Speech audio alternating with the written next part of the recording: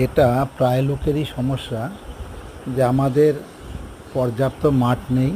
আমরা কি করে শারীরিক কসরত বা ফিজিক্যাল এক্সারসাইজ করব।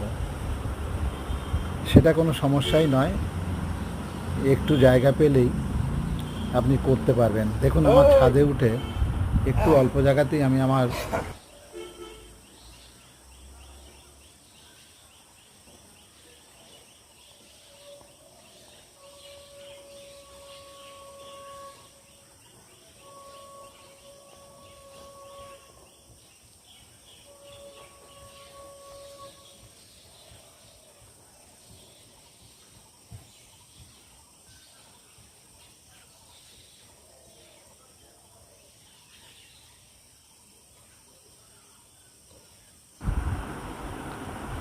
এরপরেই আপনি শরীরটাকে গরম করে নিন এইভাবে।